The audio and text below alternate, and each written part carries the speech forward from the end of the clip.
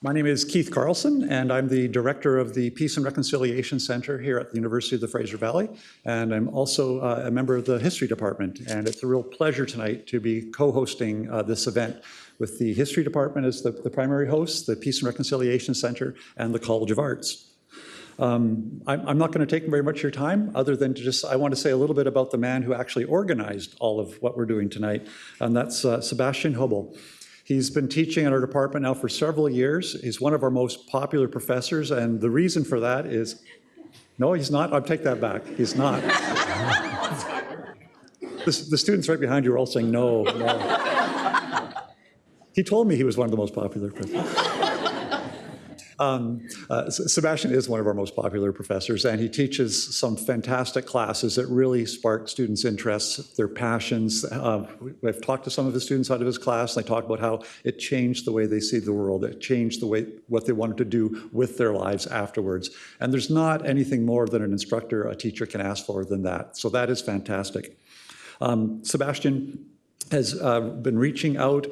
He's teaching about the Holocaust. He's teaching about survival past the Holocaust. And that is something that we at the Peace and Reconciliation Center are especially attuned to and especially interested in. How do we bring peace where there is conflict? How do we bring reconciliation between groups that cannot speak and cannot communicate? How do we bring peace where there is violence? Et cetera, et cetera. And we're going to be blessed today to have Alex Buckman here to talk about his experiences and the way that he's been able to live through and live beyond the embodied trauma of being a Holocaust survivor. So today, I will pass the baton over here, but Sebastian Huebel is author. If you want more about this and you haven't been able to get into his classes, he is the author of, can't read it, put my glasses back on. Sorry, Sebastian.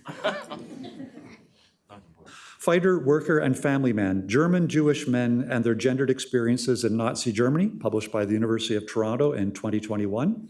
And also on the stage with us tonight is Dr. Stephen Schroeder, who is the director of the PAX program, the Peace and Conflict Studies program. He's also a commitment leader, one of the members of the leadership team at the Peace and Reconciliation Center, who will be assisting in this evening's event. And he has recently published a book as well, To Forget It All and Begin Anew, Reconciliation in Occupied Germany, 1944 to 1954. And so I encourage you, if this is a subject that you're passionate about and want to learn more about, those are two places that I would encourage you to start. And the information will not disappoint you, I guarantee you. So Sebastian, I'd like to turn it over to you. Thank you everybody for coming this evening.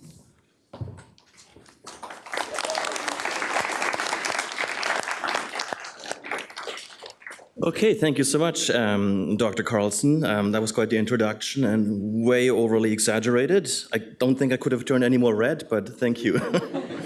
Good evening, everyone. Greetings also from my end. And also, of course, acknowledgements that we are today on the ancestral lands of the Stolo people. It's a great pleasure to be here and a great privilege. Yeah, I must say, I feel a little overwhelmed here. There's so many people here, and I think this is quite indicative in terms of what we're doing here and the importance of doing these kinds of events. Before I have a few opening remarks, just a few items of housekeeping here. Let's turn off our cell phones, in case we have not done that yet. There's always one person, right? There's always one person. And then it's awkward, and everyone looks at that one person. It's not going to be you, or is it? And I also would like to point out that we have a great counseling service here at the University of the Fraser Valley, and as we are going to talk about some deeply traumatic events, I can only encourage you to reach out to the counseling department in case you have trauma and you would like to talk to a healthcare professional. And that includes students, of course, faculty, students, and staff. Welcome, staff. Okay, so the idea behind hosting today's event is hardly original, to be honest. 2 weeks ago only, we commemorated Remembrance Day, which is an important day, I think, in Canadian history, a day of meaning. And when I watch sometimes these ceremonies, I think of myself, or I think, how do we remember and how do we create memory? How do we do it in Canada and beyond? And of course, this is not limited to past conflicts and tragedies that erupted in the past 1 century or 100 years. There are actual public ceremonies that include speeches, statues, ceremonies, the readings of poems, and so on. But how do we create exactly memory. And when it comes to remembering the past 100 years, I think there's no more meaningful way than to talk to actually the witnesses, the survivors, oral stories, to engage in meaningful conversations. And this basically is the idea why for History 320 I invited Alex Buckman to come talk to my students today.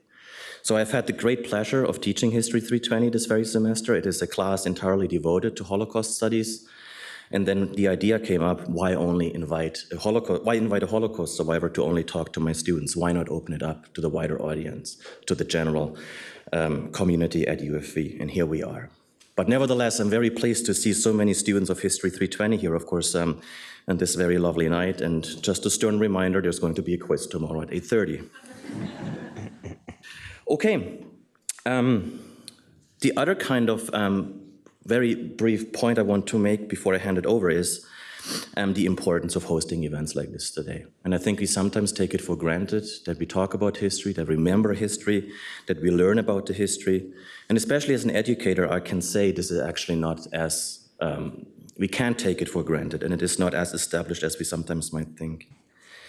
A few weeks ago in my History 320 class, I ran a poll, and I just wanted to see kind of what students actually know about the Holocaust, especially when it comes to pop media and pop culture.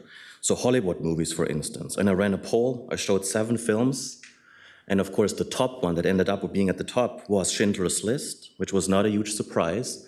But what did surprise me a little bit was out of 36 students, only 12 or 13 had watched that movie.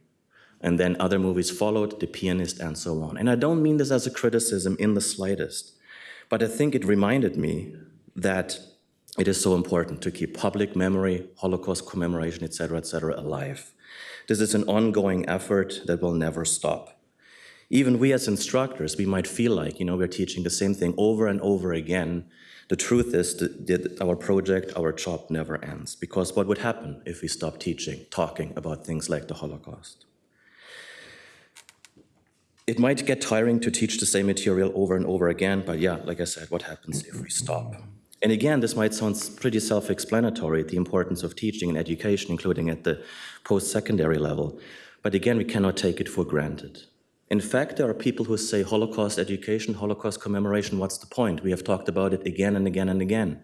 There's no other event really in history that has seen such an unparalleled production of scholarly and non-scholarly work. Think about it for a minute. And my country of birth is Germany, and there we have something called Holocaust fatigue. It's like, okay, enough is enough. We have talked about this for 1,000,000 times. It's time to move on, so to speak. But then running this poll in my History 320 class 2 weeks ago reminded me, no, the story is not over, and there's no finish point, so to speak, and we cannot move on and say, here's closure, and now it's time kind of to talk about other topics, etc. And when it comes to the terminology and the language of the Holocaust itself, it's very, very revealing how things change over time, how we change our questions, our interests, and how memory is formed and fluctuates over time. The term Holocaust itself, for instance, hasn't been used until the 1960s or 70s. That's when the term Holocaust actually became somewhat popular or common. And again, Hollywood has something to do with it. There was a TV series called Holocaust. That's where Meryl Streep had her breakthrough. And since then, the term Holocaust has become somewhat more common, as I just mentioned. So my point is, Holocaust commemoration is not a kind of straightforward street, so to speak. Over the last 60, 70, 80 years or so, it fluctuates over time. And actually over the past 20, 30 years or so, following the Second World War, following the Holocaust, there was a silence, there was a taboo.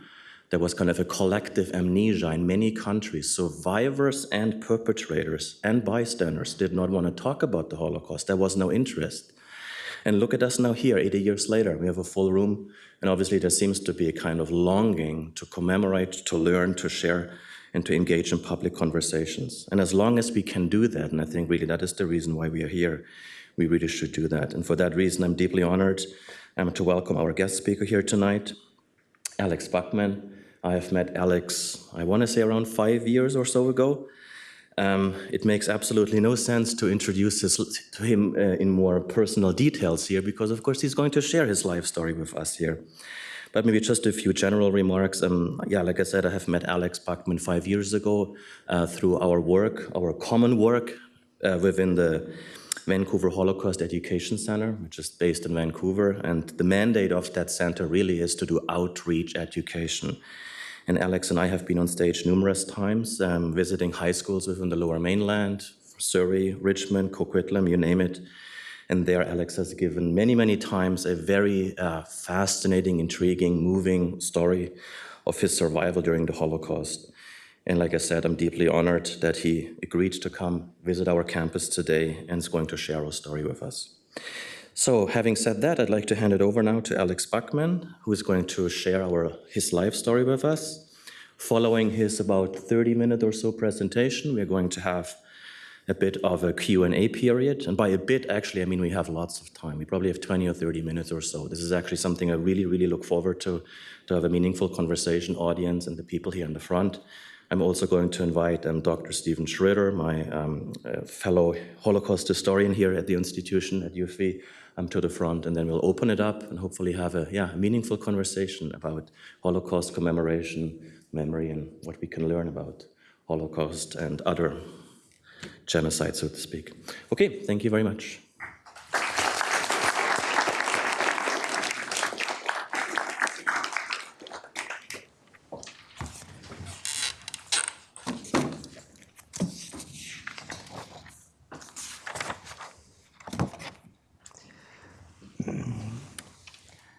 Good afternoon, everyone. Could you hear me in the back?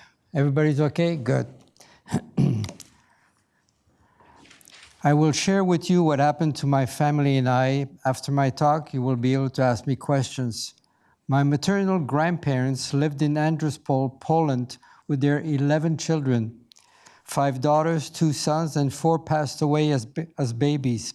Friends who lived in the little village left Poland to live in Belgium. They wrote to my grandparents, encouraging them to move to Belgium. They told them that life in Belgium was better than in Poland. My grandparents did not want to leave. My mother wanted to leave and live in Belgium. She asked her siblings who wanted to leave with her, four sisters agreed. Her brothers didn't want to go, and they wanted to stay with their parents. The 5 sisters asked their parents to leave Poland. Their parents refused because they were too young and it was too expensive. My mother was 16 years old. She returned to her parents, asking them to reconsider. Finally, their parents agreed and let their daughters leave Poland. The night before they left, the family gathered in the kitchen. Their father blessed his 5 daughters. He told them to remember that they were Jewish. The 5 sisters ran to their rooms. They packed the few clothes that they had. They did not have a suitcase. They did not have sufficient clothes to fill one. They tied their clothes with a string. The next day, the girls kissed their parents and brothers goodbye. They left for the train station. They were holding their clothes tightly under their arms. Dvora, my mother, bought the tickets. The ticket master asked her where she was going. Dvora said to Brussels, Belgium. She paid for the tickets and held on to them as if they were precious. The 5 sisters entered the train. Their friends met them at la Gare du Nord in Brussels. Their friends drove them to a restaurant, then to see their apartment. My father was born in Belgium. He had 2 siblings, an older sister, Rebecca, named Becky, and a younger brother called Jacques. My mother and father met in 1938. They fell in love. They were married soon after. I was born in October 1939. Nazi Germany invaded Belgium on May 10, 1940. I was 7 months old when the Nazis were in Brussels. The Nazis told the Belgium not to help the Jews. If caught, they would be arrested with all the members of their family and sent to concentration camps. Jews were forbidden to visit theaters, including restaurants, barred from entering shops, denied to purchase goods outside specific times, barred from public parks.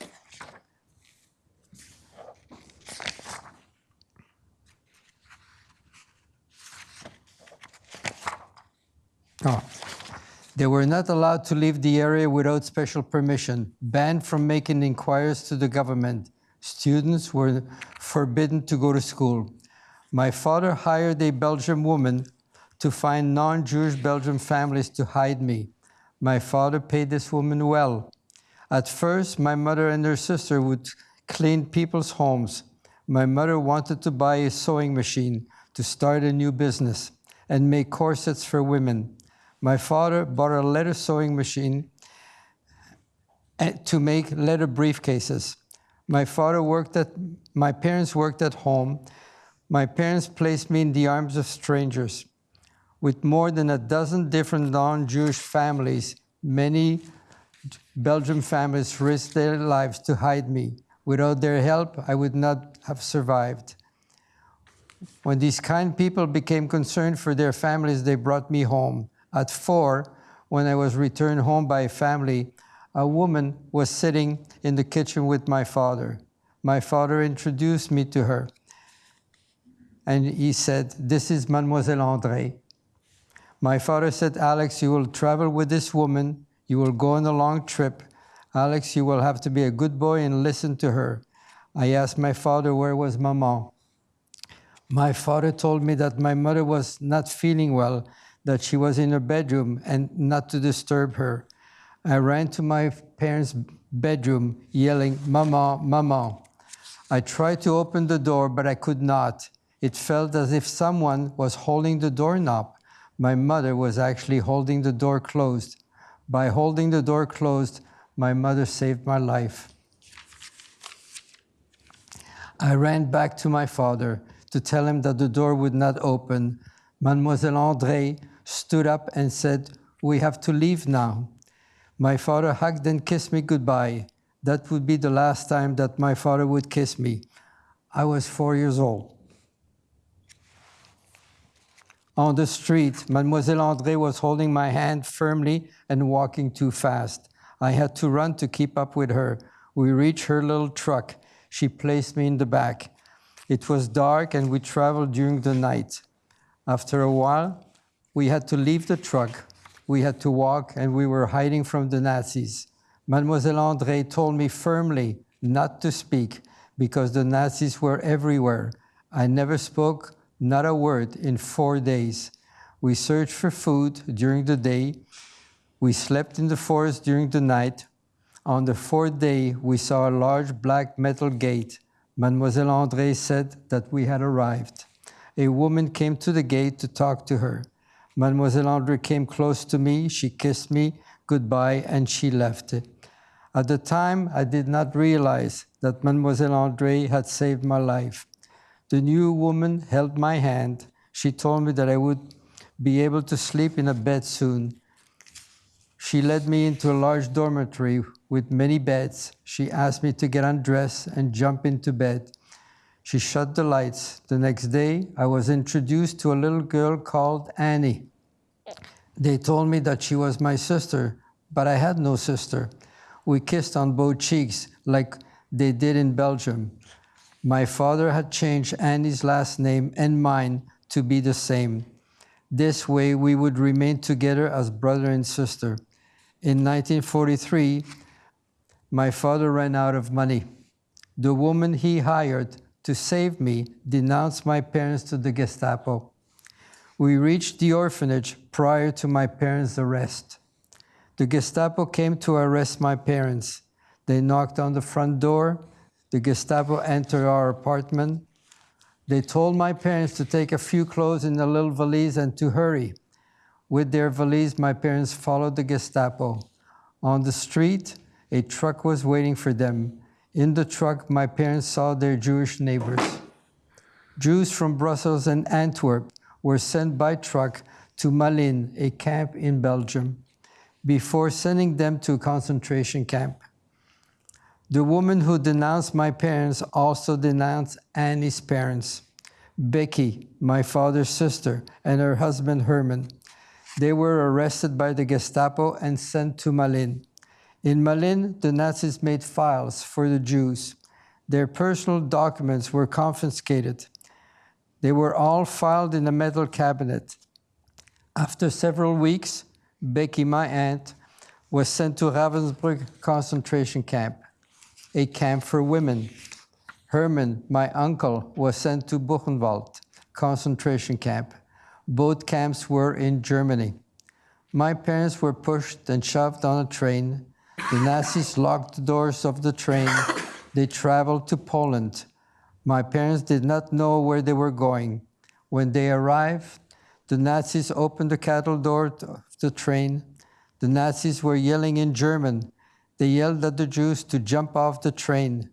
The Nazis had their vicious German dogs that scared everyone. The Jews walked in the middle of the night to a gate. They saw a metal sign. The sign read, Arbeit macht frei. Work will make you free. The Jews did not know where they were. Someone mentioned Auschwitz. Women were holding their babies and their children close to them. The elderly were following. The women were sent to the right, the men to the left. Nazis were yelling in German. The men who were designated to work were sent to be tattooed. All others were sent to walk towards a large room. Their little valises were confiscated, including personal belongings. All were placed in a large room. The prisoners named that room Canada, spelled with a K.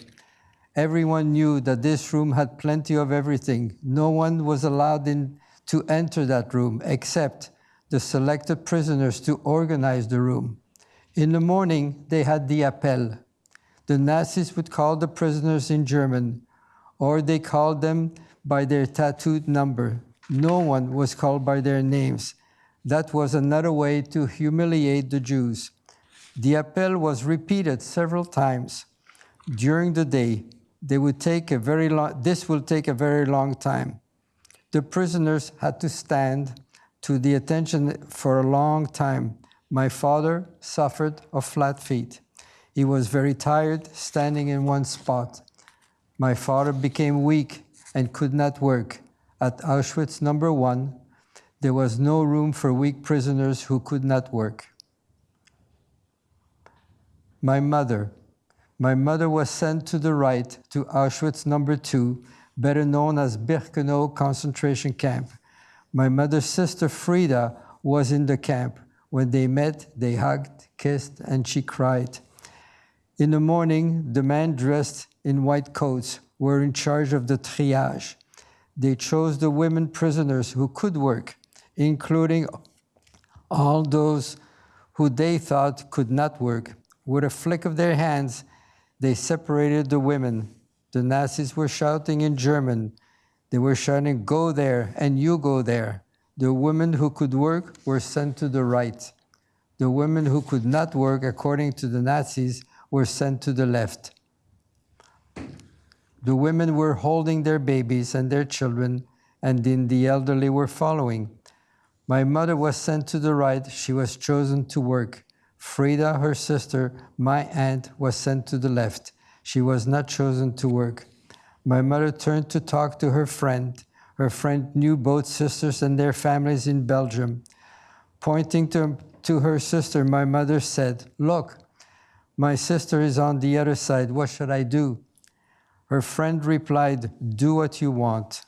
My mother looked at her sister crying. She wanted to remain with the women assigned to work, but at the same time, my mother wanted to be with her sister.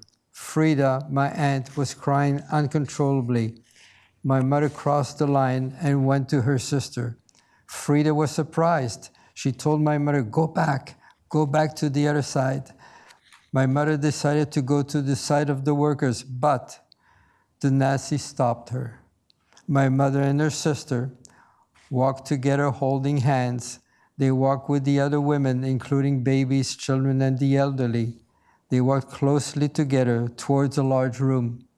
When the Nazis were yelling at them to walk faster, the Nazis were yelling at them in German, "Schnell, schnell." As they were walking, an orchestra of prisoners was playing classical music with violins. Before the war, Becky worked in Brussels, in the office of a large department store called L'Innovation.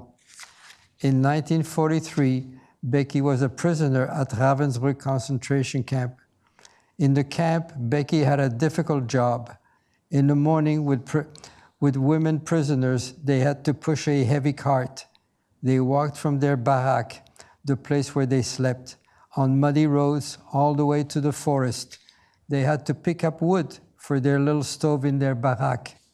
It was very cold in the winter of 1943 in Germany. They did not have suitable clothes for winter. Becky felt that she would not survive. Becky's friend told her there was a factory attached to Ravensbrück called Siemens. The Nazis were looking for prisoners to work in the office of Siemens. Becky's friends suggested that Becky should apply at the Siemens factory. Becky had a little piece of a broken mirror in her pocket. She looked at herself and combed her hair. Becky realized that she looked pale. She took a needle and pricked the tips of her fingers.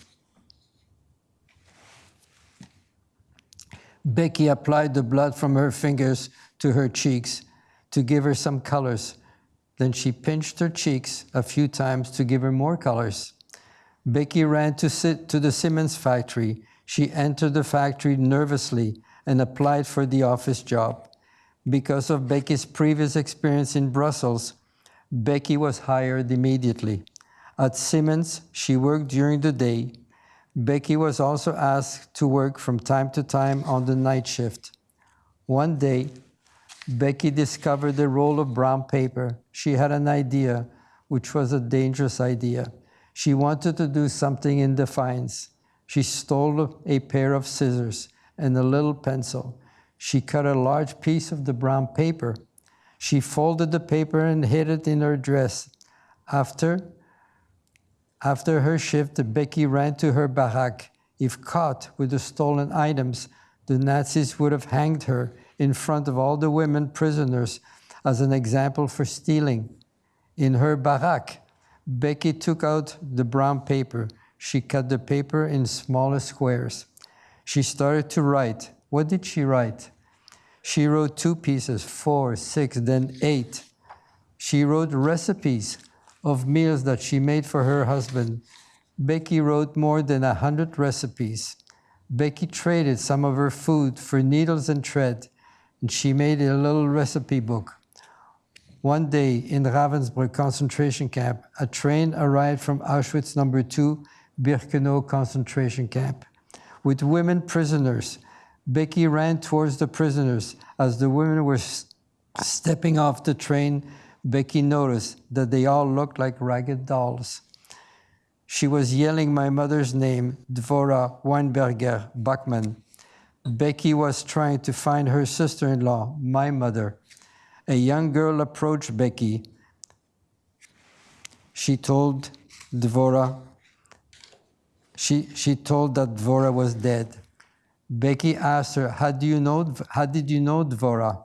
The young girl said, I am from Belgium. I used to babysit her son, Alex. Becky thanked the young girl and cried. Becky looked at the sky.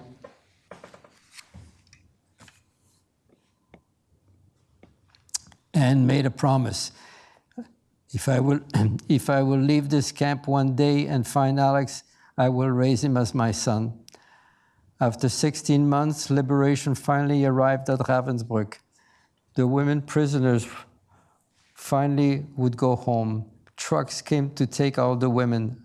As the trucks were leaving with the women, planes above them dropped some bombs. Many women were injured and many died. The truck stopped. They told the women to jump off the truck. Becky was one of them. Becky looked at her hand, and it was full of blood. She touched her arm, and she felt a piece of her upper arm missing. All the injured prisoners were told to climb in a truck. They drove them to a hospital in Copenhagen. Becky had an operation, and they saved her arm. After the operation, they flew Becky home to Brussels. In 1943, Mademoiselle André brought me to the orphanage. In Namur, Belgium, not too far from Brussels. It was situated on top of a hill. The children of all ages were playing in a large hall. One day, trucks with Nazis approached the orphanage. They were coming for an inspection. Quickly, those in charge of the orphanage pushed the furniture on the side, lifted the carpets, opened two large wooden doors that would lead them down the stairs into the cellar. Then quickly they ran to get some children. They picked boys, only boys. I was one of them.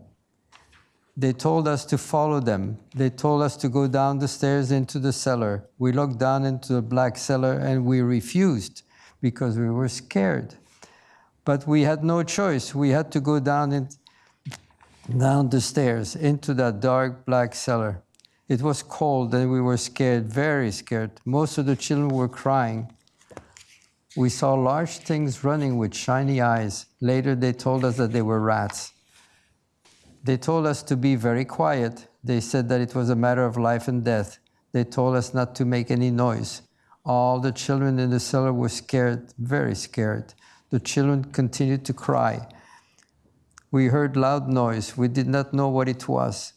We were so scared that we peed our pants. We did not know what would happen. We heard men yelling in a language we did not understand. Then it was quiet again. Finally, they opened the doors. We saw the light. They told us to come out. We were embarrassed to go up because we had peed our pants. We told them that we never wanted to do this again, but it happened again and again, too many times. From the age of 4 to 6.5. After liberation, they were able to tell us why we had to hide. The Nazis were looking for Jewish children.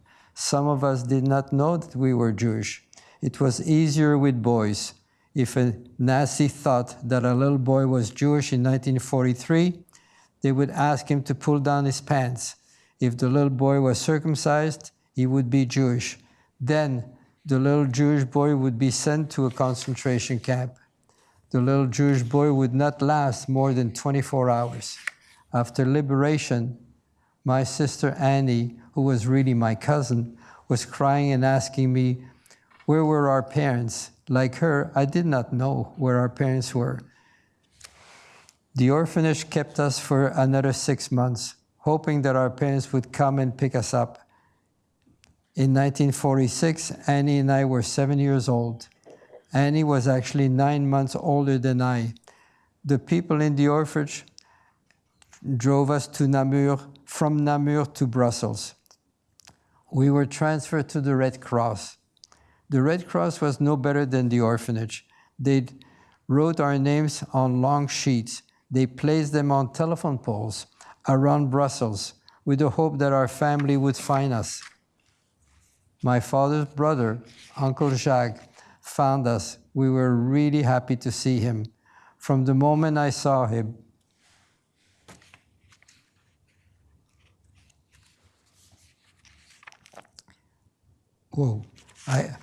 I loved him immediately. Uncle Jacques took us to Herman, Annie's father. She kissed him and called him Papa. Annie was my sister in the orphanage, therefore he must be my father as well. I called him Papa. Becky returned from the hospital in Brussels. When she came home, we kissed. No, when she came home, she kissed and hugged her daughter Annie. She kissed me too, and I thought that she was my mother.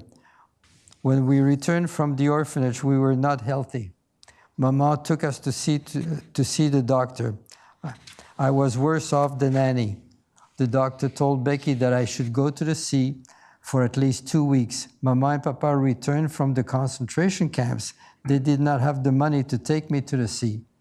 Mama went to see my Aunt Hadassah, my mother's sister. My Aunt Hadassah was planning to go to the sea. Becky asked her to take Alex with them for 2 weeks. Hadassah agreed. Uncle Israel, Hadassah's husband, came to pick me up. Uncle Israel, Aunt Hadassah, their son Joe, and I went to the sea. There was a castle contest for children. To enter the contest, we had to purchase a bag of Nescafe. I had no money. I did not want my aunt to pay for me. My cousin Joe had money, and he entered the contest. I could not enter the contest. Joe made his little castle, which was awful. I was jealous of Joe. When Joe's castle was completed, I ran to his castle and I broke it with my foot. Joe was really mad at me and he punched me in the nose. I started to bleed and cried. I told him that I would tell my mother on him. Joe was mad at me and he screamed and he said, "Your parents are dead." I told him that he was crazy. I told him that my parents were at home. I was referring again to Annie's parents. Joe told me that his mother had told him that my parents were dead. When I heard this, I ran away. At night, the police found me sitting on the beach. They brought me back to my Aunt Adassa. I asked her if it was true what Joe told me, that my parents were dead. Adassa said, "Alex, I will take you home." At home, I ran to Becky and I asked her if she was my mother. Becky, in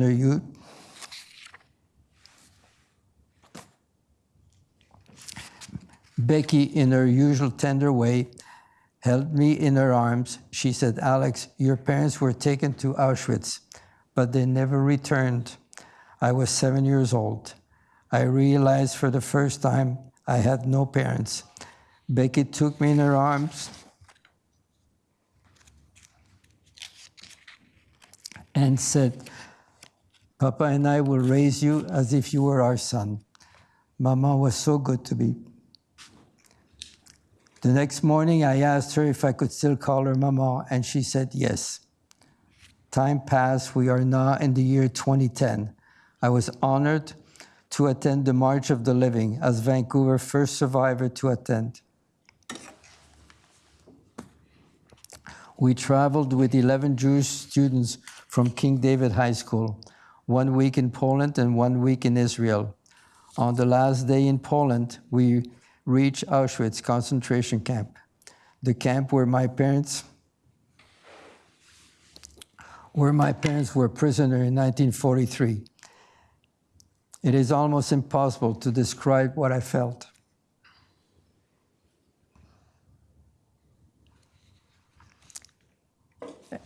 Entered that concentration camp in 2010. It was dark and cold in that camp, and we saw a mountain of glasses belonging to prisoners who had been in Auschwitz. Glasses were all tangled together. Then we saw a sign in front of a large window. We read the sign. Everyone was crying. We saw a very large mountain of hair belonging to Jewish women and young girls. This was too difficult for most students. We walked slowly in the shower room. I closed my eyes. I thought of my mother and her sister, my Aunt Frida. They had been in that same shower room in 1943. We were told in that shower room that prisoners were going to take a shower. They told them to undress. Their clothes were taken away by other prisoners. They promised to return their clothes after the showers. The women did not see the water from the showers. They were scared. They ran towards the walls and they scratched them with their fingernails. When I heard this, I turned and caressed the wall slowly. On that day, the Nazis murdered more than 2,000 Jewish women with their babies and children, including the elderly. In that shower room, I finally said, "Au revoir, maman."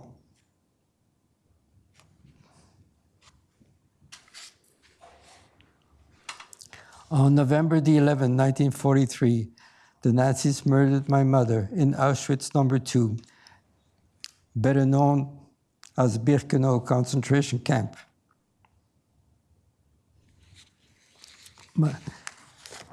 My mother was 32 years old. I was 4 years old.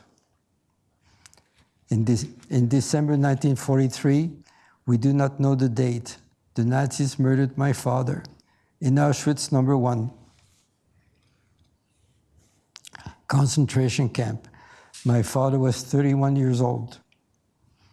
In 1946, I was 7 years old at Coq-sur-Mer in Belgium. I found out that I was an orphan. I knew that life for me would never be the same. The Nazis murdered 6 million Jews, including 1.5 million Jewish children. This represented 93% of all Jewish children murdered in Europe. I am a child survivor from the remaining 7% of the Jewish European children. I want you to know that my parents never did.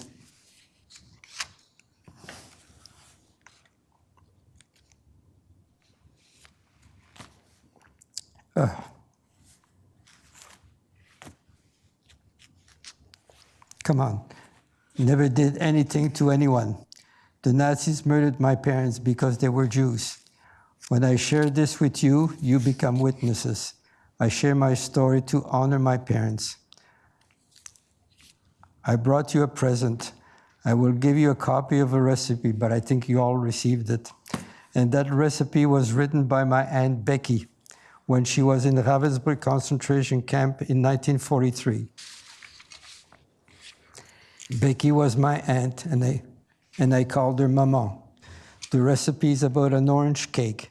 I'm asking you to make that orange cake at home with your parents and with your siblings. If you have a little bit of time, please write a little bit of what you heard me say today. Please give all that information to your professor, and he will send this to the Vancouver Holocaust and Education Center on 41st and Oak. Thank you very much for the opportunity to share all this with you. And hopefully now you will be asking me some questions.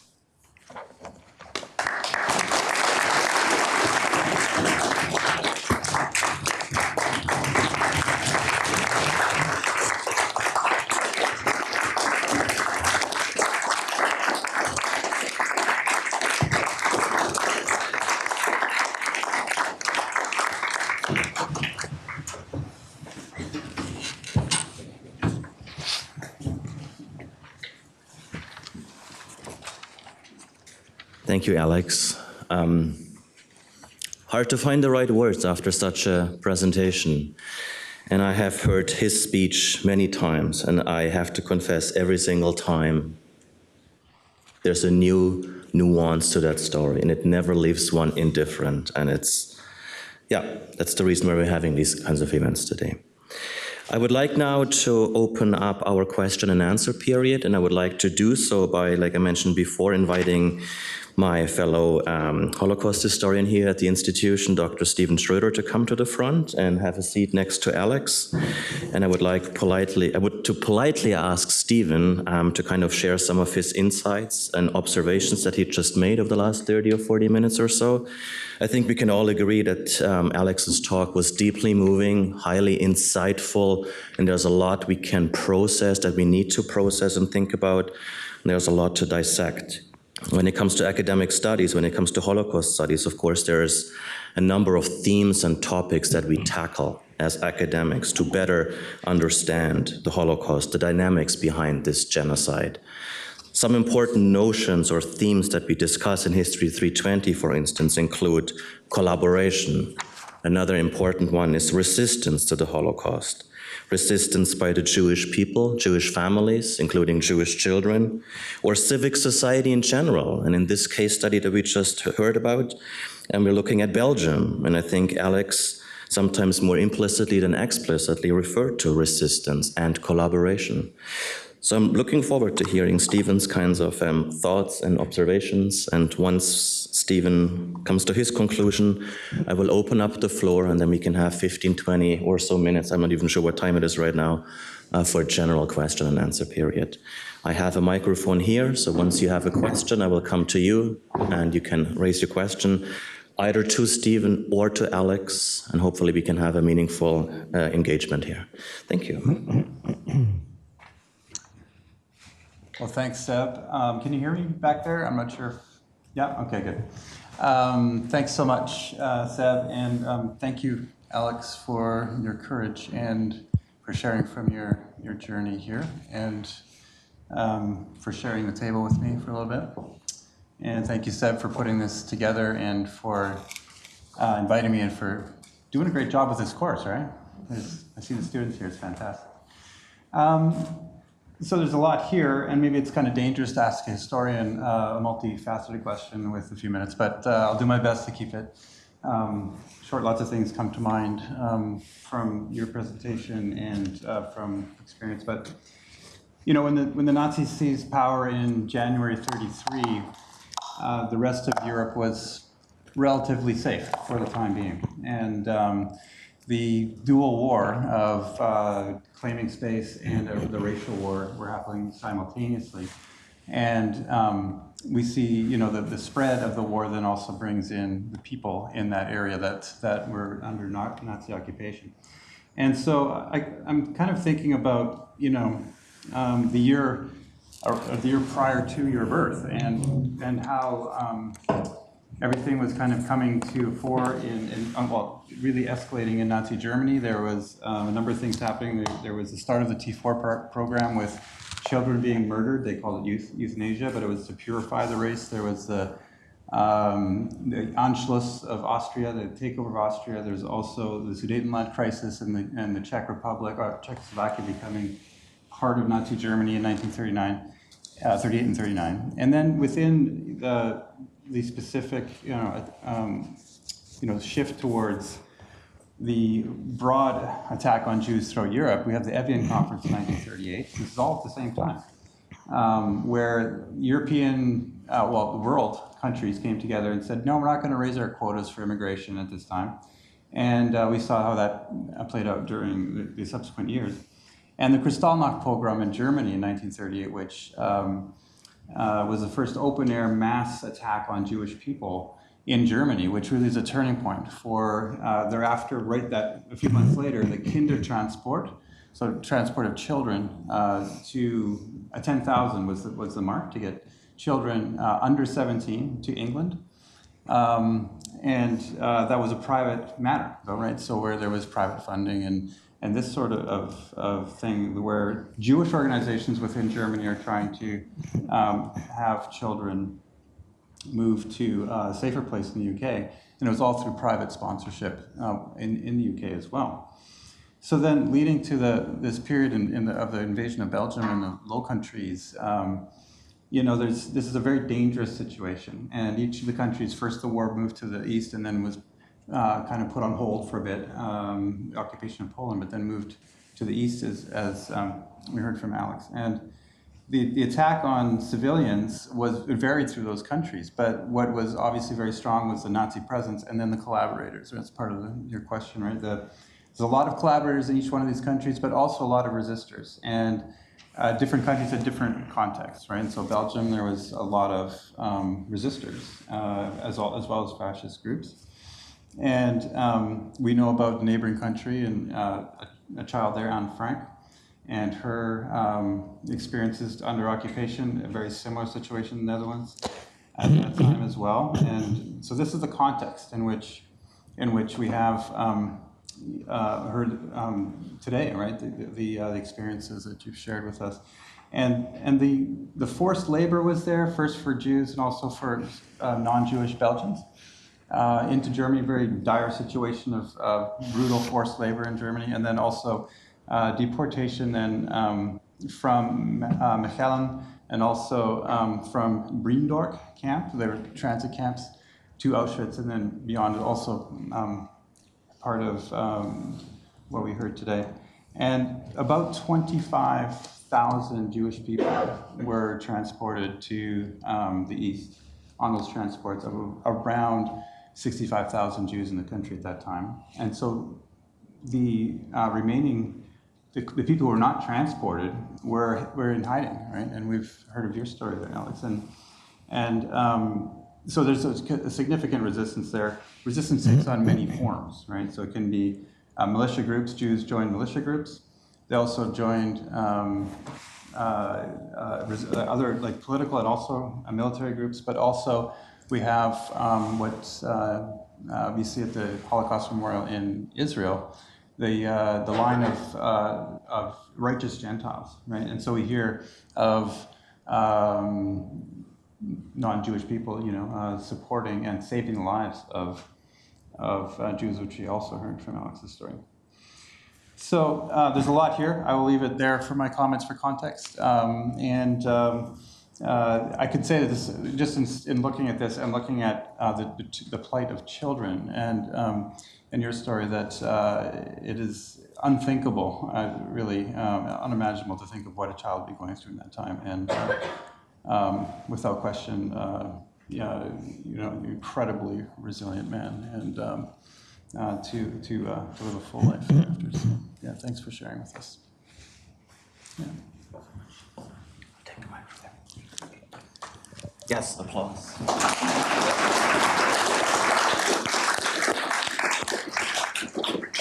Thank you, Stephen, for contextualizing the history of the Holocaust, especially in Western Europe, which indeed was markedly different when it comes to the Holocaust in general. And that's something that we often emphasize in my class, right? That the way the history unfolded, and this was, of course, a European-wide phenomena, of course.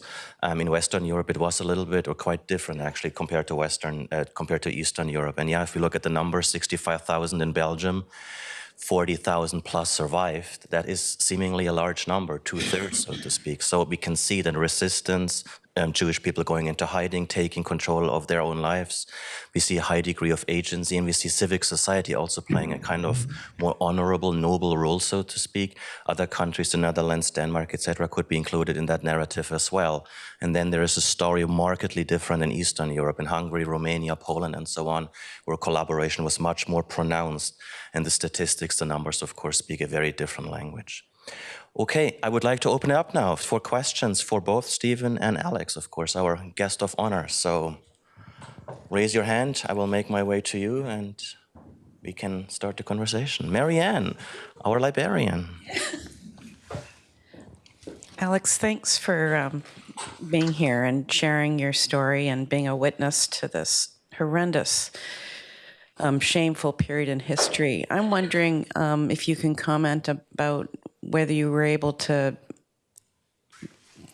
reestablish your faith in God or your faith in your community after you'd been through something like this.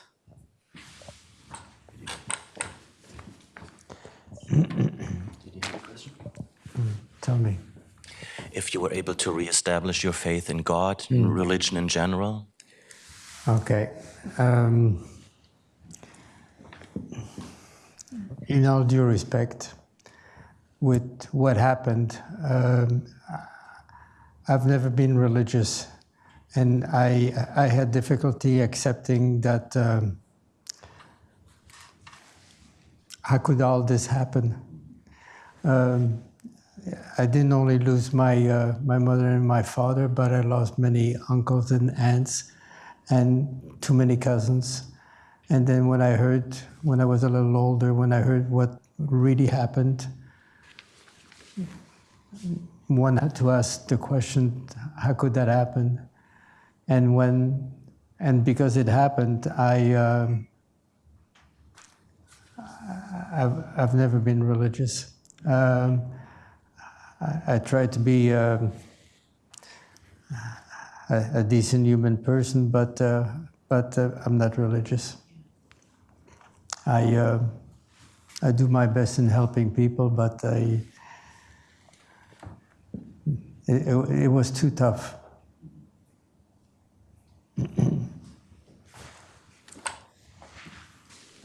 Next question. Raise your hand. Here's our first 320 student. Well, I'm honored, I guess. Thank you for sharing, Alex. I was wondering about Mademoiselle Andre. Did you ever because obviously she did save your life. Did you ever meet her again after everything happened?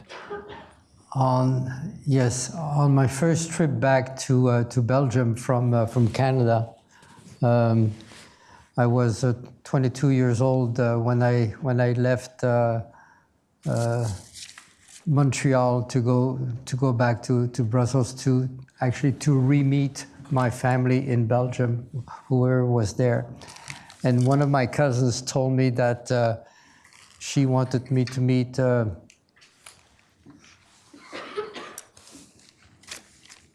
woman that knew me. So we went to this woman's house, and she told me to sit down beside her, and she started to speak, and then she asked me, do you recognize me? Do you remember me? And I said, no, I'm sorry. And then she said, together we went on a trip, and right away, I said, are you Mademoiselle André? And she said yes. But by that time, she was already married, and she had a different name. But so we had quite a conversation. So my cousin that was with me, so she told us all so many things that she did, and that how many children that she saved. And she saved more than 300 children. And we talked, and we had a good afternoon with her. On my second trip, 3 or 4 years later, I was there again, and I went directly to visit her because I felt she was special for me. And then I brought her a book from Vancouver. By that time, I was already living in Vancouver. I had moved from Montreal to Vancouver. And then I brought her a book. And then she told me to follow her. And then she went to a big Belgium armoire, and she opened the door. And there were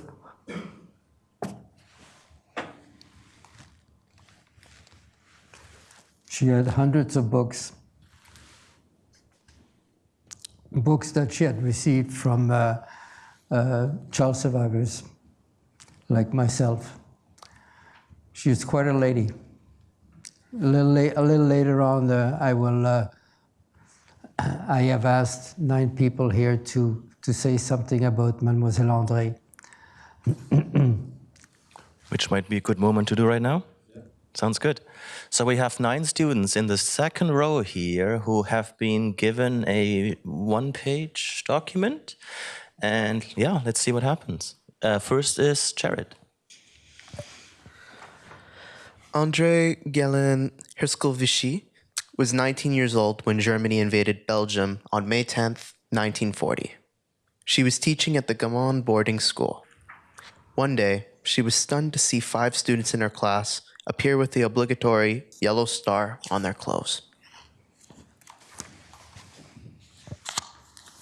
It was the first time she became aware of the anti-Jewish measure enforced by Nazis in Belgium when these young students eventually, no longer allowed to attend school, Gulen taught them, privately at home until one day, I did not see them again. They were picked up in a German roundup and deported. Shortly after the loss of these beloved students, Gulen was introduced by the principal of her school to a woman named Ida Sterno. Sterno was a member of the Jewish Defense Committee and was involved in hiding Jewish children in institutions throughout Belgium. Sterno and Gulen, Sterno asked Gulen if she would be willing to assist her in her clandestine work. For Gulen, there was only one answer to give. I immediately agreed, for I wanted to do something. I was impatient. Something had to be done, and here came the opportunity. I did not tell my parents of my decision. For the remainder of the war, Gulen worked tirelessly with the Jewish resistance and the Jewish Defense Committee. Who was Mademoiselle André? 3 times a week, Gulen checked post office box number 19 in an antique shop for messages about people needing to be hidden. Addresses were not written, but to be learned by heart so that people could not walk around with incriminating information. Information about children was kept in a notebook at an apartment at Rue de la Brasserie.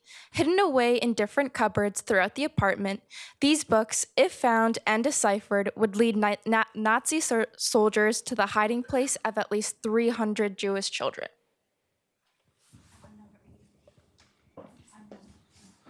Who was Mademoiselle Andre? The system generally worked as follows. In the first notebook was listed the child's real name with a number 3, Alex Buckman.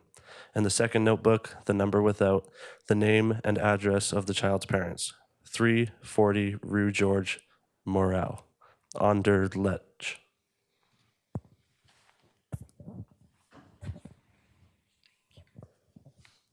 In the third notebook, the number with the child's new name, 3, Alex Barrett. In the fourth notebook, the various institutes with their code number 3, Chateau de Solier, Namur. And student number 9 on the other side. When the war ended, Gulen continued her work with Jewish children, but instead of hiding them away, she worked to reunite them with surviving parents or family members.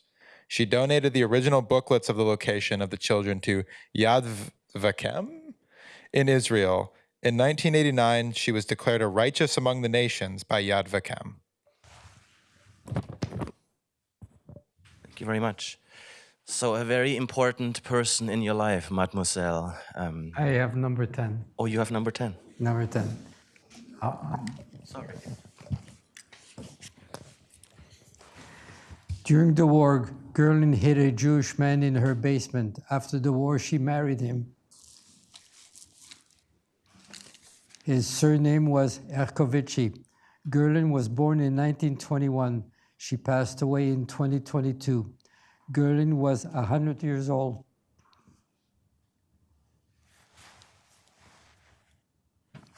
She lived in Brussels, Belgium, all her life. Mademoiselle André saved my life by bringing me to an orphanage from Brussels to Namur. The trip took more than 4 days. Merci, Mademoiselle André Erskovici.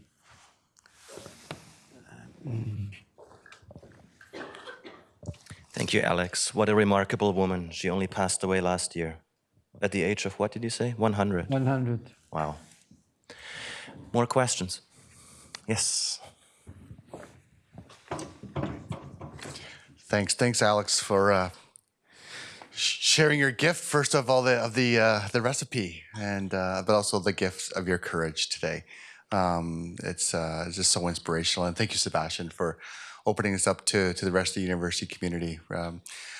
Alex, my question is, what can educational institutions do, like universities and schools do, to ensure that we never forget the Holocaust and that it never happens again? Do something just like this. Gather the people and invite somebody to talk, we don't have that many survivors left, unfortunately. We don't have that many people to speak. I manage a group of child survivors at the Holocaust Center in Vancouver. We were in the past, we were approximately 17, 18, 19 speakers. We're down to maybe 8 or 9. And not only, even the 8 or 9 don't want to speak too many times because it's too hard. And unfortunately, will come a time where we won't have any speakers, and we're working right now to try to make sure that what's going to happen in 5, 10 years when we're not going to be around. Who's going to tell our stories? Who's going to continue to tell what happened? Because something did happen. We don't know yet who's going to do it, but we were all taped. Our stories were covered by the Holocaust Center, and we hope that maybe members of our family will be able to continue our stories. Maybe there'll be other people, friends, that will be able to do this. So we don't know yet what will happen, but we're working on it. but we've been working on it for a long time. Thanks for your work. Okay. Excellent question. Stephen, would you also like to pick up on that question? Us, as educators, of course, we also play a role in this. Well, sure, yeah. It's an important question, and we're at a, thinking about the future and how we keep the story alive, and also to address the core issues therein, which are relevant to us all. Whenever I teach this course, it's been, kind of approached as a human problem at the outset. It's not in black and white footage in these 12 years, and then we can kind of look over and then get back to our lives. It's what I've learned over the years is very clearly that it was people like you and me who created the Nazi regime and then played it out as we know it played out. And that took me a long time to understand. I thought, well, not me, maybe other people, but not me. But that's when it comes to that level, we got, I think, a lot of work to do at that level in terms of how we interact in society, how we view and treat each other, very basic level, very important stuff. And then how do we then commemorate these very important, episodes of genocide and horrific actions in our world? And so, the dates like January 27, do we commemorate those? We have them on our calendar. That's the date that Auschwitz was liberated by the Red Army. And what do we do with that date? And so it's, I think, pretty important for educators throughout school, middle school, high school, and universities to make note of that and to have events like this one, exactly, and to continue the research, because, I'm already seeing, I'm sure you've seen too, mostly younger people wearing swastikas here and there. It's really troubling to see that people can forget, our society can forget, and to keep that conversation and awareness going, what does these symbols mean, I think is terribly important. Great point. And I think Dr. Carlson also has something to say in that regard later when we finish this event. To keep the conversations going in other ways, of course, also to broaden it up, right? To come and make it more comparative and to kind of make it relevant. Because even though the Holocaust seems like ages ago, 80 years or so now, of course, we see a world that is incredibly, concerning with world conflicts all over the world and genocide. The Holocaust was not the first genocide and most likely not the last genocide, so to speak. So I think if we open it up into broader conversations with comparative frameworks, and we can better understand the dynamics when it comes to mass violence and the causes and the consequences and the repercussions, and then maybe transport some of these lessons learned from the Holocaust and kind of transport them into more contemporary times. Other questions? Yes?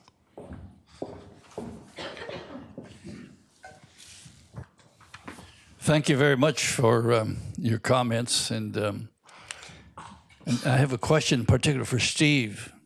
And with the research you have done,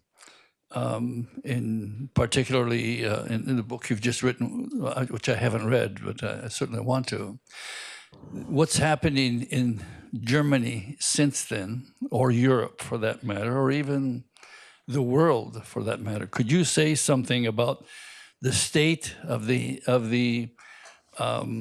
zeitgeist in the world today, as with the rise of popularism and things like that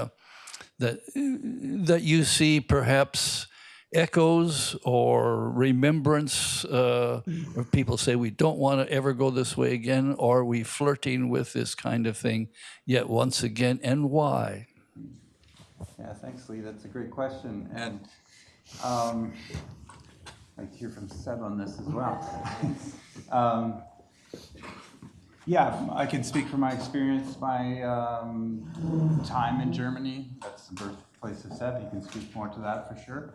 I did a year in Germany in research, many research trips. So I spent a full year in the archives, and it was it was in 2005, and it was over May 8th. So the Victory in Europe Day, some people call it, the Tag der Befreiung in Germany, which was very confusing to me as of German heritage, but from North America.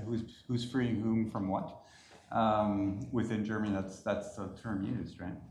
And so during that time, there was, I was amazed in Germany, so I'll start with Germany, at turning on the TV every night. I'm like, do Germans know about this stuff? Of course, Seb will have thoughts there for sure. But it was struck me for weeks before May the 8th, this day of defeat of Nazi Germany, that there was material, primary material, on television every night. It was almost like the fatigue that you're talking about, I saw, and like, wow. My questions were, do Germans know that Adolf Hitler was running their country into the ground at the end?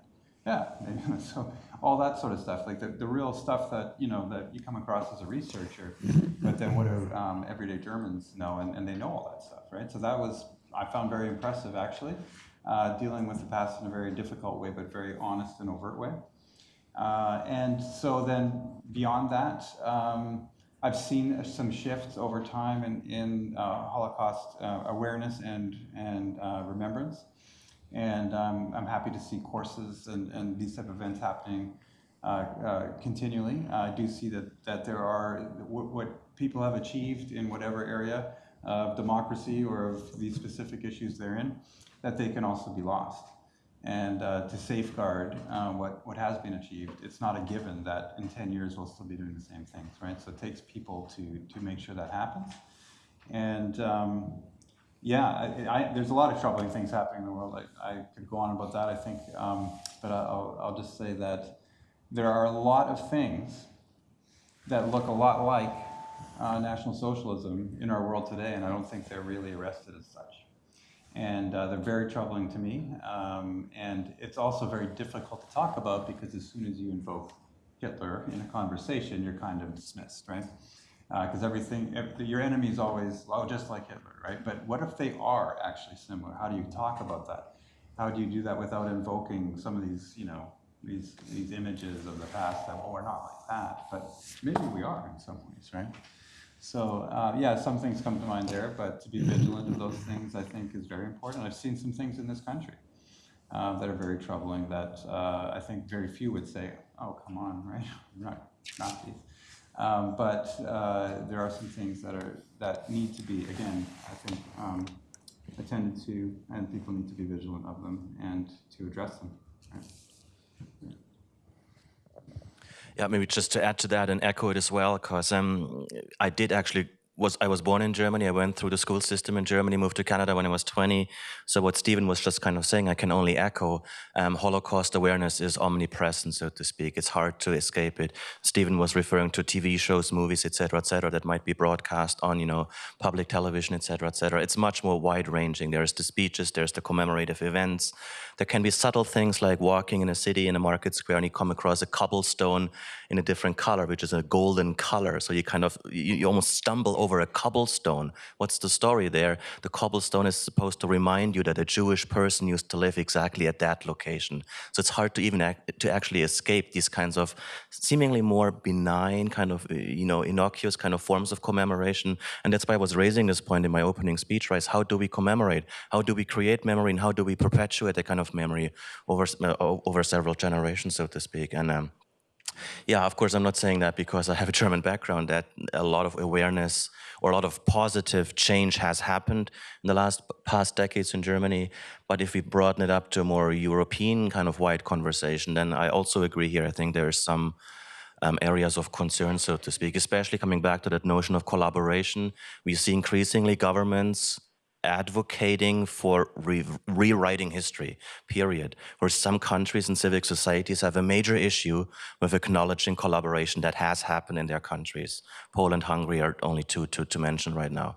So if we have governments coming to power where this becomes the norm, and then the next generation learns the Holocaust in these more kind of black and white patterns, then I think we really have a problem at hand here, so to speak. And that's why we have events like this, broaden up the conversation, engage in meaningful critical conversations where we really analyze the historical record and then gain meaning from it. And it's not simple answers to these complicated questions. That's just my 2 cents here. Any other questions? Maybe for Alex? Yes? I'll make it a shortcut for you. Oh, thank you. Hello, Alex. I first of all want to thank you very much for sharing your story. My question for you is, when you were growing up and you gradually began to learn more and more about the events that occurred, did you feel any hate towards the German population for allowing this to occur? And as you looked further into it and learning about Germans who fought against the Nazi regime and saved other Jewish children, did that ever shape your views on the matter? It's a great question.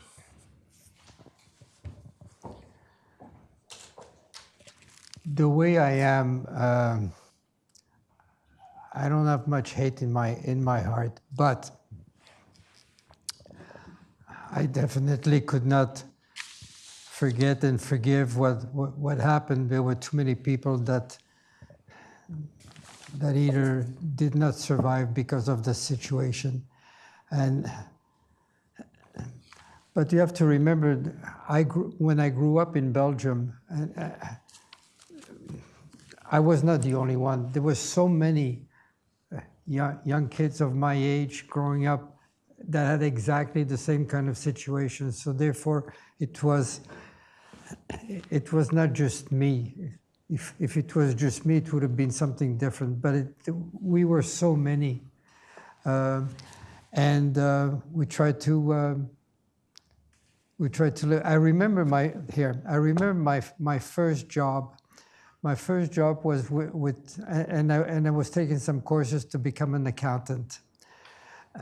And I worked for a large grocery store called Steinberg, a Jewish store in Montreal. And they hired, and then they asked me to do the cost accounting for the delicatessen and the bakery. Well, all the bakers were Germans.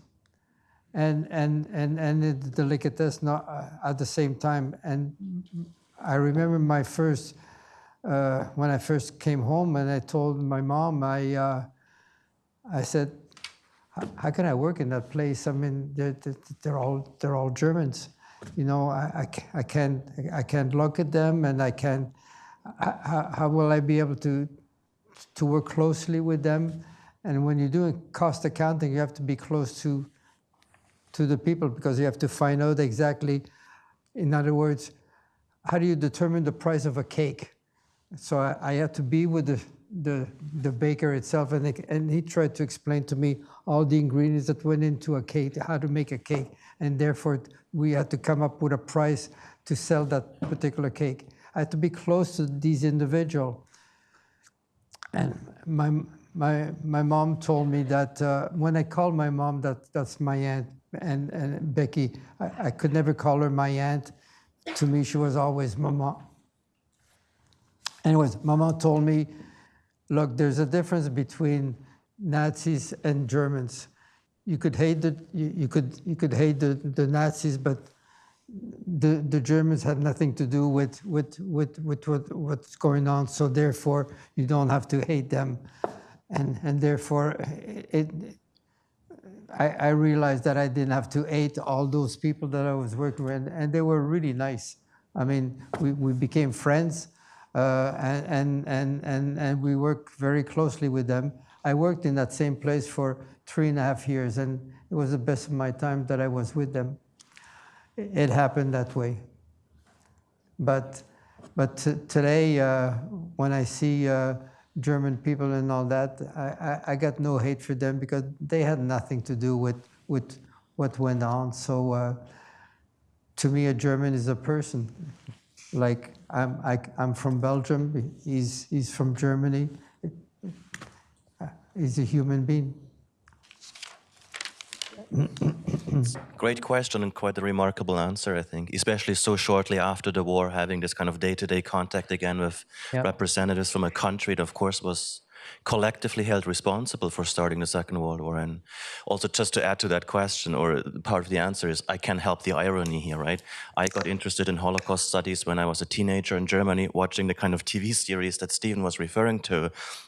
that then started to create a kind of curiosity within me. And here I am 25 years later or so, I'm still doing this on a daily basis. But the irony, of course, is as an immigrant, in a sense, I represent Germany and I'm on stage here with a Holocaust. However, what's that all about? I mean, I think that's a kind of meaning, at least for me personally, that's quite fulfilling and meaningful, how we can overcome hatred, genocide, and how we can learn from it. I think we still have 5 more minutes for maybe 2 more questions. Yeah? From students, sounds good. Let me run. It's okay. I'm in like the most middle area. Hi, I wanted to say thank you for you coming here and speaking to all of us. I think everyone here has acknowledged, and if they haven't yet, they should acknowledge that an opportunity like this is a once in a lifetime, as we acknowledge that the percentage of survivors are slowly, lessening and lessening. This is something that is truly like a wrinkle in history, in a sense.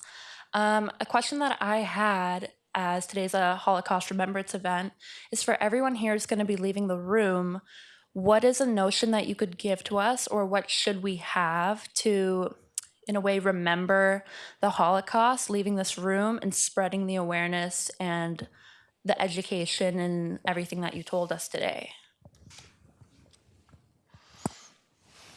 You want to answer for me?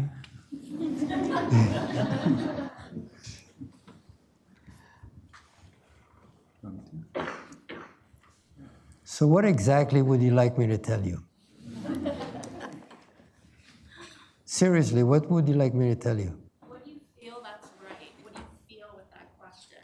Because I find that a question that maybe some of us have here is, we listen to your story, but what more can we do once we leave this room? Because when he said that, the poll in the class, only 16 people out of 32 have seen Schindler's List. To me, that's a shocker. But, who's to say that everyone in this room knows truly what happened? Like, none of us truly know, but how many of us have seen movies or, gone farther to learn more?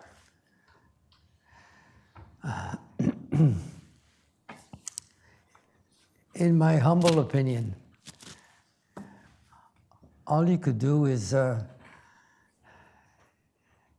read books about it.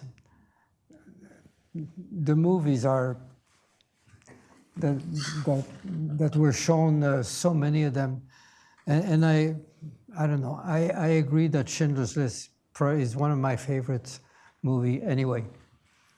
Of that type of movies. The best way is basically is to read about it. Every once in a while, if you do have the time, and if you ever go on 41st and Oak to the Holocaust Center, why don't you go and pay a visit over there to see what they have. And it's like a museum, but they have a lot of information. And when my mom made her recipe book, and then she put it together, she you know how difficult it was for her to give up some food to give us some food for needles and thread to make a little recipe that was just as big as that. This is a copy. That's not the original. The original is at the Holocaust Center, and you could see it. And it was just a little book with pages, and she wrote. And the very first time that I saw it, when I saw the original, I said, "Whoa!" And she never showed it to me. She just put it away in a drawer someplace. And I was looking for something, and I found it by mistake. And then I asked her if it would be possible for me to borrow it, to show it to the Holocaust Center, and she agreed. And then I asked her if she wouldn't mind donating it to the Holocaust Center, and she agreed.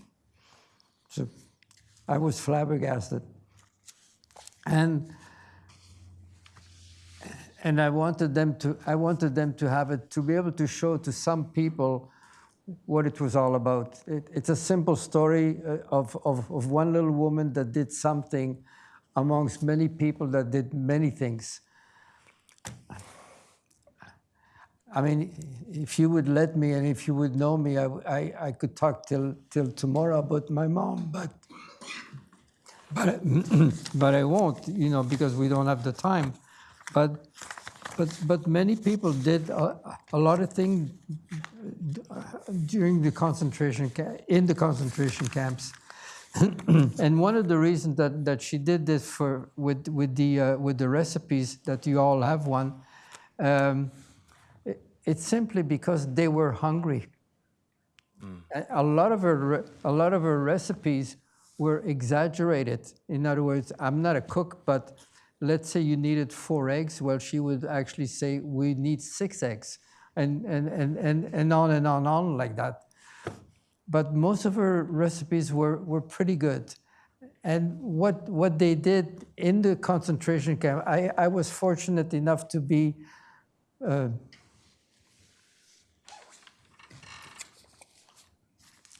interested in what my mom did in the concentration camp. So I asked her 1,000 questions all the time. And she was willing to give me or talk to me about it. And they talked in the concentration camp, they talked about recipes and they talked about food more than anything else, because they were afraid to talk about people that they loved. They were afraid they didn't know if they were still alive. But when they talked about food, they were able to talk all the time about it. So one day when I saw the recipe of the orange cake, and I didn't even know about that because she made that orange cake for me.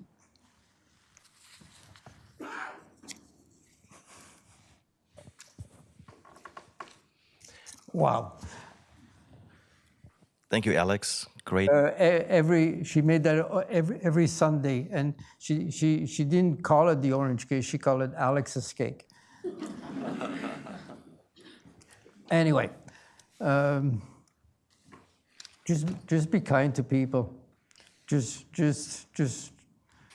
be nice to people, and maybe we won't find hatred like this happened, you know, so many years ago. But there's, like you just said not too long ago, that there's still a lot of hatred going on in the world today. But it doesn't have to be, you know. Look at us. Nobody hates each other. We're sitting beside each other, and everybody's happy here. Well, why can't the world be the same way? I don't know. Thank you, Alex. Great answer. The word I really appreciated in your answer is being interested, right? Get out there, be curious, ask questions, inform yourself. Watching a movie, of course, could be part of the answer. Just to be clear, I'm not defending Hollywood blockbuster movies here. Of course, there's faults with Schindler's List, etc. But there is, I think, meaning in it, right? Reading, etc., etc. Taking classes, education in general, and just picking up on that recipe. That's also kind of another lingering, perpetuating kind of memory we can cherish, right? And as a matter of fact, this might be the right moment to mention that once we finish this event here in a few minutes and you leave this room, to your right, you're gonna see a table with cupcakes on it. So I reached out to a Chilliwack bakery and asked them to take on the challenge to kind of reincarnate Alex's family's cupcake recipe. And there it is. And that's another way to memorize the...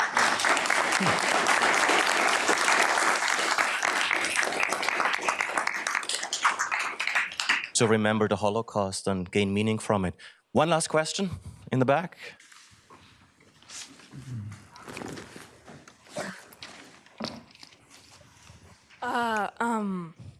So the story that you read us of like you and like your parents and stuff experience and aunts,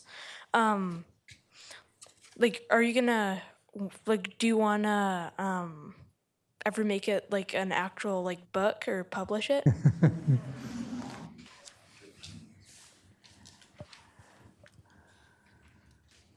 Yeah, I'm not a writer, but I've been writing all my life about what happened, and there's so much to write about it. And I write about everything that happened during my childhood and on and on and on. And I write about the family.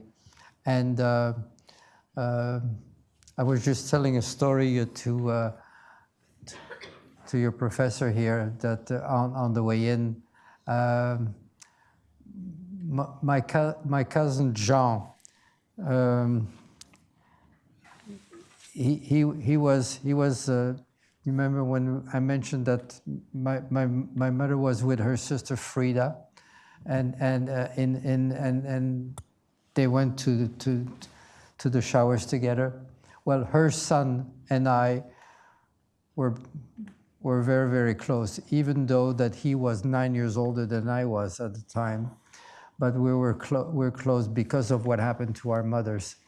And when I was a little boy, I did something special for him.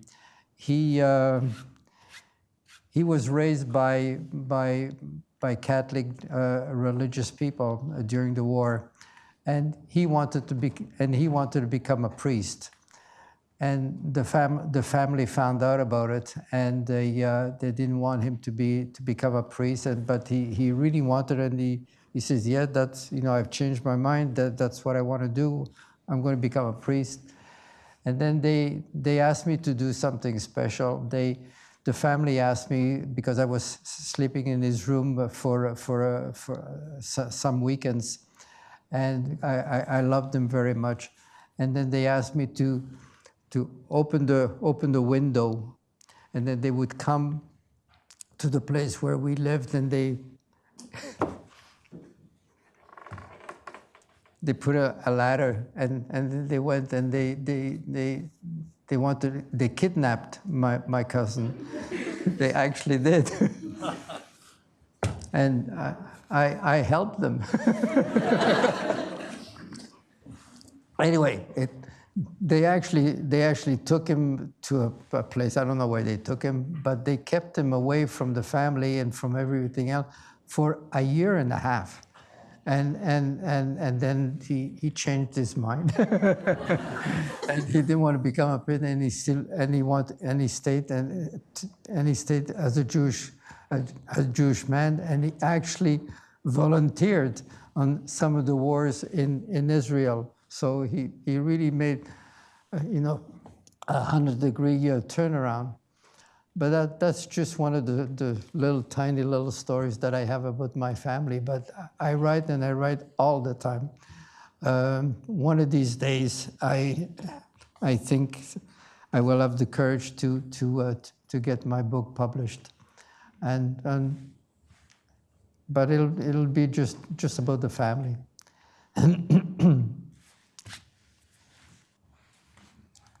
I'm sure there would be many people delighted to read your book. Yeah. I think this brings us to the 6 o'clock threshold, so to speak. I would like to invite Dr. Sylvie Murray, our Dean of Arts, to say a few words, and then we have a little thank you for Alex as well. Thank you, Sebastian.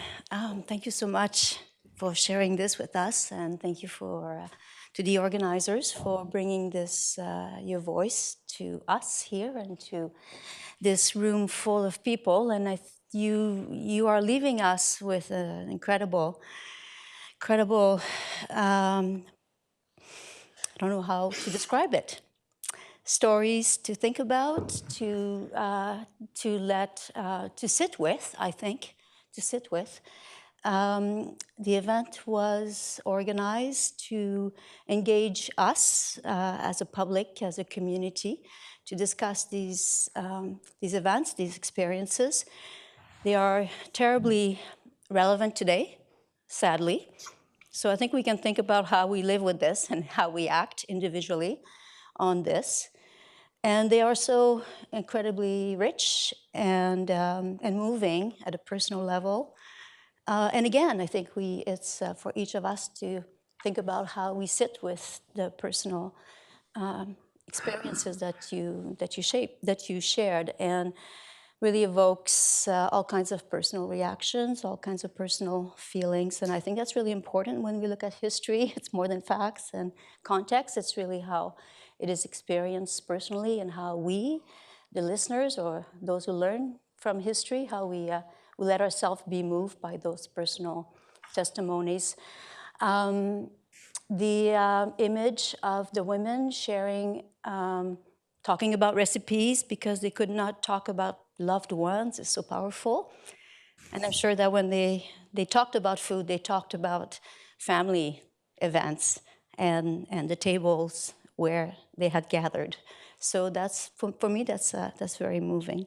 And thank you so much. Merci beaucoup de tout notre cœur pour être ici avec nous ce soir et please continue to talk and to write. Thank you.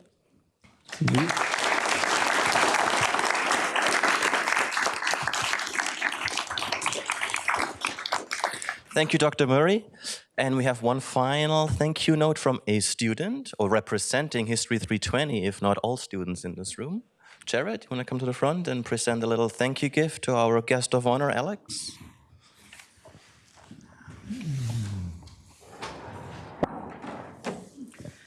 Just wanted to thank you again. I'm usually not that much of a baker myself. I'm more of a cook, but I'm definitely gonna make that cake when I get home or sometime soon.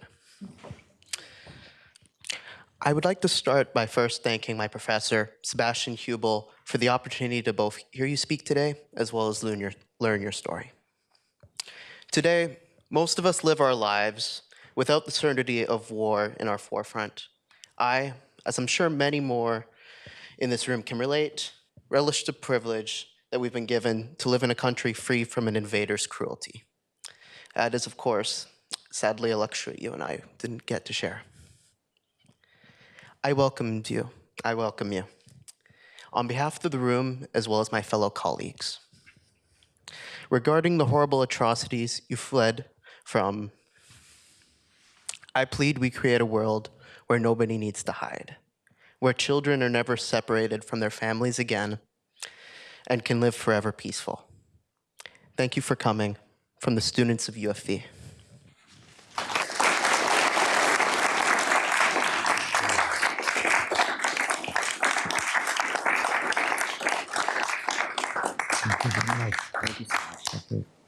Thank you. Thank you, Jared. Very meaningful words. And I'd like to hand it over to Dr. Carlson to finish off the event.